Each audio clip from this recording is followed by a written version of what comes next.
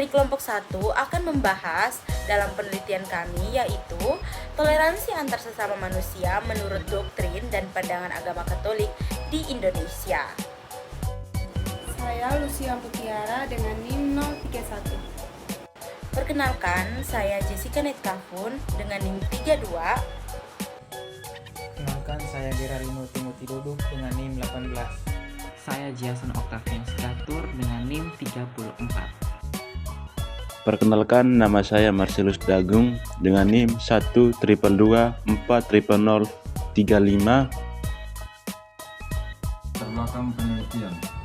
Indonesia merupakan negara dengan banyak perbedaan yang ada di dalamnya, mulai dari perbedaan suku, ras, budaya, bahasa, dan agama. Hal ini dipengaruhi oleh Indonesia yang merupakan negara kepulauan dan juga perbatasan antar dua benua, yaitu Asia dan Australia, di mana dapat memudahkan interaksi dan pertukaran budaya dengan negara lain.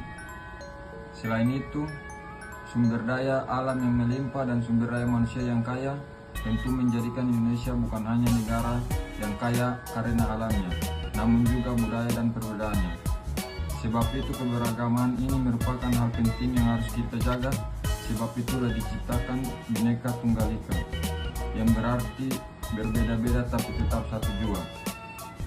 Semboyan ini mencerminkan semangat persatuan dan kesatuan Indonesia. Dalam masyarakat, perbedaan doktrin, agama, dan menimbulkan konflik. Oleh karena itu, umat beragama yang ada di masyarakat hendaknya memperlakukan umat beragama lain dengan bersikap toleran, menoleransi dan menghormati doktrin dan ajaran agama yang berbeda dengan agama dan pemahamannya, agar konflik tersebut tidak semakin meluas. Menurut Kamus Besar Bahasa Indonesia, kata toleransi merujuk pada sifat menerima, menghormati, membiarkan pendapat, pandangan, keyakinan, adat istiadat, perilaku, dan lain-lain yang berbeda dengan diri sendiri atau mengacu pada sikap, bedakan sikap Anda. Dengan kata lain, sikap toleransi dan diartikan sebagai sikap menghargai keyakinan dan kepercayaan orang lain yang berbeda dengan diri sendiri. Dengan mengapresiasi sikap toleran umat beragama, maka akan terciptanya keharmonisan indah dan dalam kehidupan berbangsa dan bernegara. Sehingga sangat penting untuk menjaga keberagaman dan saling menghormati agar tidak diskriminasi dan pengkhianatan terhadap perbedaan. Toleransi sudah dipupuk semenjak kita lahir di Indonesia. Perbedaan bukanlah penghalang bagi rakyat Indonesia untuk saling menghormati satu dan yang lain.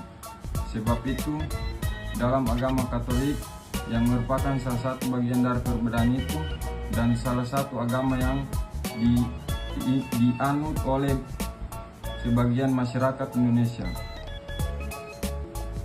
mengajarkan cinta kasih yang mendalam bagi sesama. Sebab itu toleransi dan kitab suci Katolik, khususnya dalam Injil, menekankan kasih dan penghormatan terhadap sesama manusia.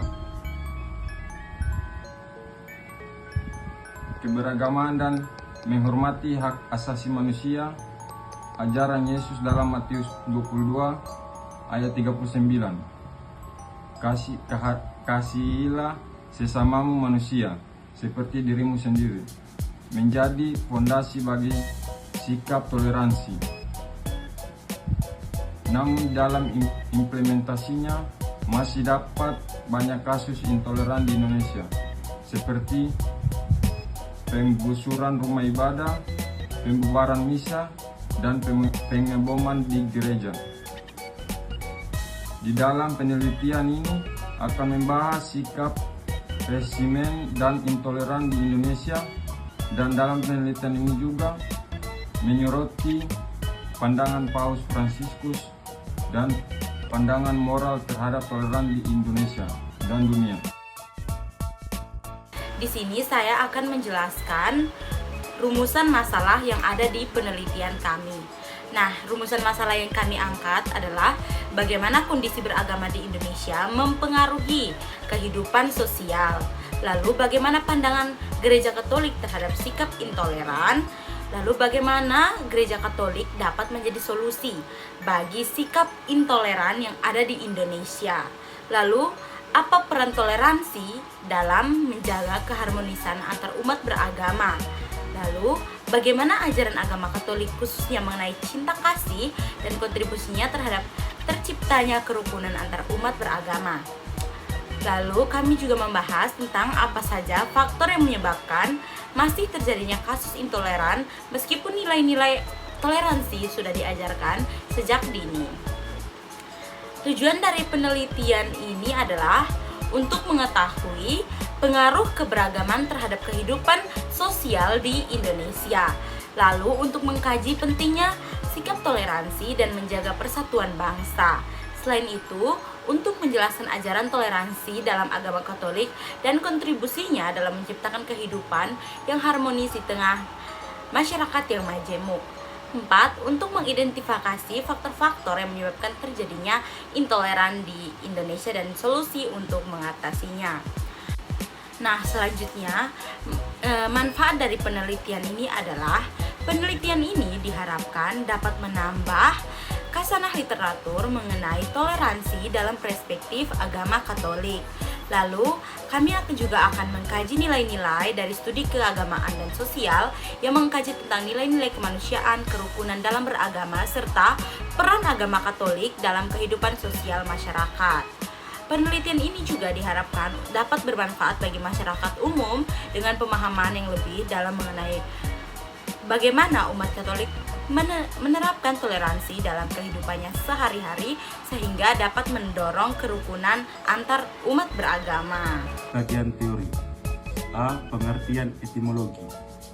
Pengertian etimologi adalah toleransi atau toleran merujuk kepada tindakan atau sikap seseorang yang mengizinkan atau menerima keberadaan nilai, ide, objek atau orang yang tidak mereka setujui.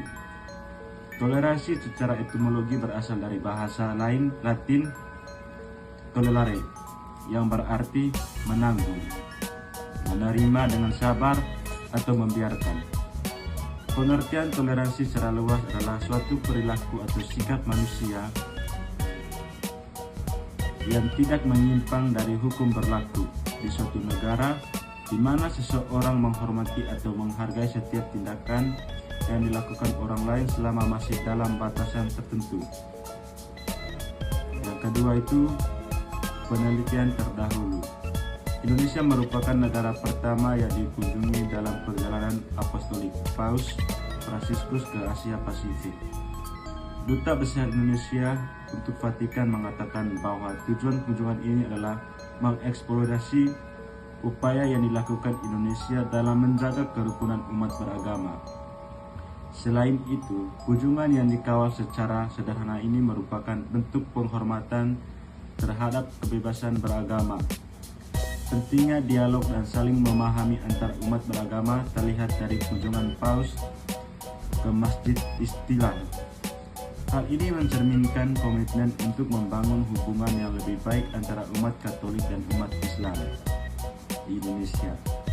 Hal ini diharapkan dapat memperkuat pesan perdamaian, persatuan, dan toleransi di Indonesia yang dikenal dengan keberagamannya. Kedatangan pemuka agama Katolik pada September 2024 ditunjukkan untuk seluruh masyarakat Indonesia, bukan hanya sebatas umat Katolik. Hal ini menandakan komitmen Paus untuk mempropagandakan dialog yang komprehensif untuk memperkuat hubungan antar umat beragama, karena Indonesia dikenal akan keberagamannya dan mendukung untuk bersikap tenggang rasa. Ingin menjelaskan bagian bab 3 yaitu metode penelitian. Langsung saja yang pertama yaitu bentuk penelitian toleransi di Indonesia. Penelitian ini menggunakan pendekatan kualitatif dengan metode field study atau studi lapangan. Pendekatan kualitatif dipilih karena dinilai mampu memberikan pemahaman yang mendalam terhadap fenomena sosial yang kompleks, khususnya berkaitan dengan sikap dan praktik toleransi dalam kehidupan umat Katolik.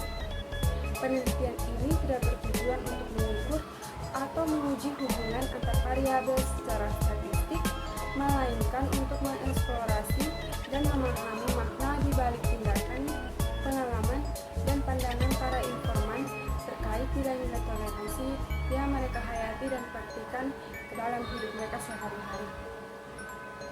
Dengan pendekatan ini diharapkan hasil penelitian dapat memberikan gambaran yang utuh mengenai bentuk toleransi umat Katolik, faktor-faktor yang mempengaruhinya, serta tantangan yang dihadapi dalam menjaga keharmonisan antar umat beragama di tengah masyarakat yang majemuk. Yang kedua yaitu atau yang D, subjek penelitian. Umat Katolik Stasi Santa Rejoso yaitu subjek penelitian kami, yaitu melaksanakan toleransi antar umat beragama. Ditinjau dari hasil penelitian responden, 100% pernah mendengar kata toleransi. Hal ini menunjukkan bahwa responden familiar dengan kata toleransi. Jawaban responden menunjukkan bahwa umat Katolik Santa Maria Rejoso memahami arti toleransi dan menghayati toleransi antar umat beragama melalui sebuah tindakan nyata.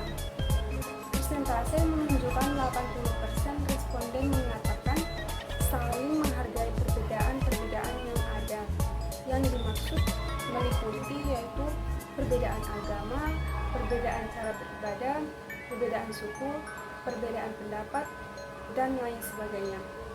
Artinya bahwa responden benar-benar mengalami perbedaan khususnya dalam hidup beragama, sehingga dengan adanya perbedaan agama tersebut timbul toleransi dalam hidup bermasyarakat. Langsung saja yang ketiga yaitu yang C, teknik mengumpulkan data.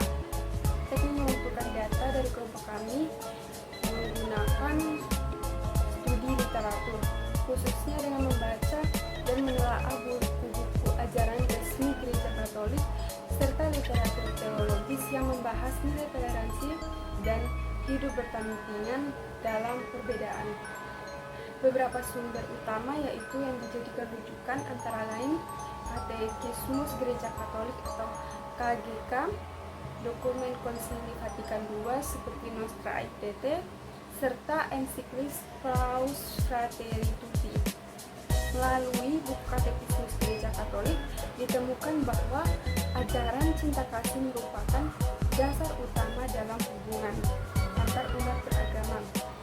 KGK menekankan bahwa semua umat manusia diciptakan menurut citra Allah dan karena itu layak dihormati tanpa memandang agama atau keyakinan.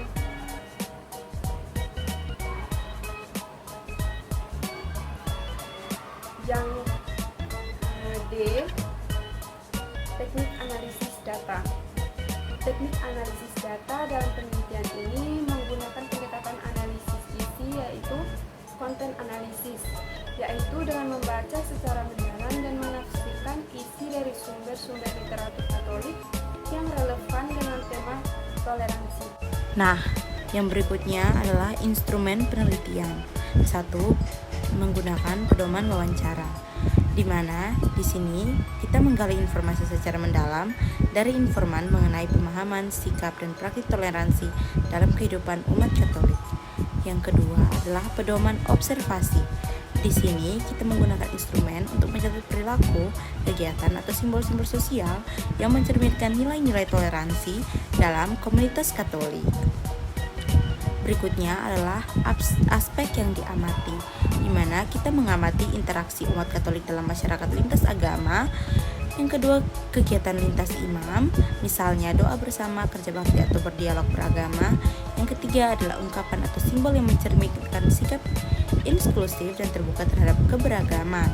respons umat terhadap perbedaan, keyakinan di lingkungan tempat tinggal mereka, dan sikap dan masyarakat bahasa tubuh dalam pergaulan dengan pihak yang berbeda agama. Bab 4. Hasil dan pembahasan. Penelitian lapangan dilakukan di Kelurahan Ngagel, khususnya wilayah SMTP Surabaya, yang dikenal dengan tingkat toleransi antara umat beragama yang tinggi, terutama antara pemeluk agama Islam dan Kristen. Observasi dan wawancara menunjukkan bahwa warga hidup rukun melalui kegiatan sosial bersama, saling menghadiri perayaan agama, dan menjaga keharmonisan tanpa konflik agama dalam 5 tahun terakhir. Analisa kelompok menekankan bahwa toleransi telah menjadi budaya hidup, didukung oleh nilai Pancasila, partisipasi aktif lintas iman, dan pembiasaan saling menghormati. Faktor pendukung meliputi peran tokoh agama, budaya gotong royong, pendidikan, nilai sejak dini, serta kebiasaan sosial yang kuat.